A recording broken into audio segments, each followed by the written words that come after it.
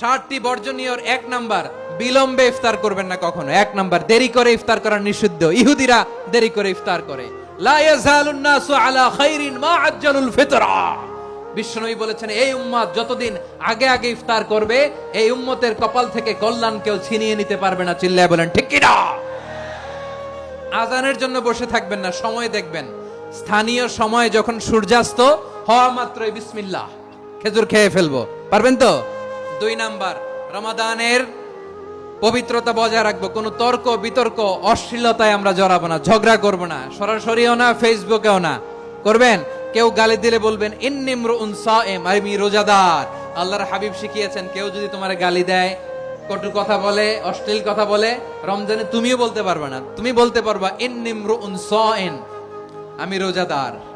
আজকে থেকে নিয়ত করেন, রমজানে কেউ গালি দিলে আপনি একটা গালি দিবেন নাকি? কি বলবেন? রোজাদার, রমজানের পবিত্রতা আমি ভঙ্গ করতে পারবো না। অশ্লীল নাটক সিনেমা আমরা দেখবো না। ব্যাড হ্যাবিট থাকলে রমাদানে এটা ছাড়ার মহা সুযোগ।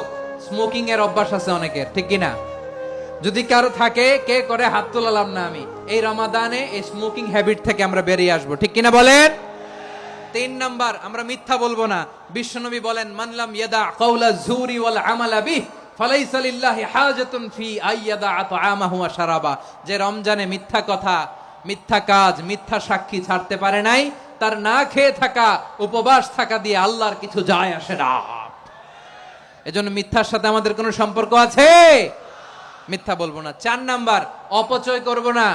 ইন্নাল মুবাযযিরিনা কানু ইখওয়ানাশ শায়াতিন ওয়া কানা শাইতানু লিরাব্বিহি কাফুরা। অপচয়কারী শয়তানের ভাই।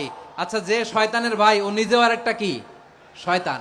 অপচয় করব না। ইফতারি করতে যে আমরা অনেকে অপচয় করি, এগুলো করবেন আপনারা না। অপচয় অপব্যয় করব না। 5 নাম্বারে, রিয়া, লোক দেখানো ইবাদত আমরা করব না। লোক দেখানোর জন্য নামাজ, রোজা, জিকির, তেলাওয়াত, দান সদকা এগুলো করলে আল্লাহর দরবারে এগুলো কবুল হবে। বিশ্বনবী বলেন, দাজ্জালের ফিতনার চেয়ে একটা বড় ফিতনার ভয় আমি করি। সেটা কি? আর রিয়া, শো অফ মেন্টালিটি, লোক দেখানো মানসিকতা। এটা থেকে আমরা বিরত থাকবো ইনশাআল্লাহ। 6 নাম্বার, অনেক গুরুত্বপূর্ণ। ব্যবসায়ী ভাইয়েরা, অনেক অসাধু ব্যবসায়ী আছে, রমজান আসলে নিত্য প্রয়োজনীয় পণ্যের মূল্য বৃদ্ধি করে দেয়। এরকম আছে না নাই? এগুলো করবেন না। মজুদদারি করবেন না। পণ্যের কৃত্রিম সংকট বাজারে করবেন না। আপনি লাখ টাকা কামায়া ভাবছেন যে রোজাদারদের কষ্ট দিয়ে ধনী হবেন। এমন রোগ আল্লাহ আপনারে দিবে, কোটি টাকা দিয়েও আপনি হাসপাতালের বিল পরিশোধ করার ক্ষমতা আপনার হবে না। খবরদার। শেষ বয়সে দেখবেন কি কষ্ট আপনার হয়। আপনি রোজাদারদের কষ্ট দিচ্ছেন, আল্লাহ আপনার সুখে রাখবে? আল্লাহর দোহাই লাগে, আমার ব্যবসায়ী ভাইয়েরা এটা করবেন না। আরব বিশ্বে আমরা দেখেছি, আরব বিশ্বের ব্যবসায়ীরা সারা বছরে ব্যবসা করে, রমজানে ভর্তুকি দেয়। আর আমার দেশের কিছু অসাধু ব্যবসায়ী রমজানে গলাকাটা ব্যবসা করে আর সারা বছর সেইটার উপর দিয়ে চলে। চিল্লায় বলেন ঠিক কিনা? করবেন না, এটা করবেন না।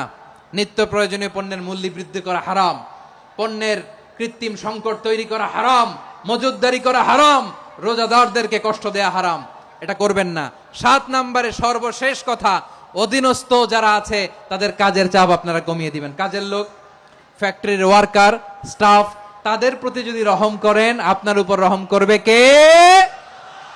এই পবিত্র রমাদানে 7টা করণীয়, 7টা বর্জনীয় মনে রাখা যাবে তো ইনশাআল্লাহ?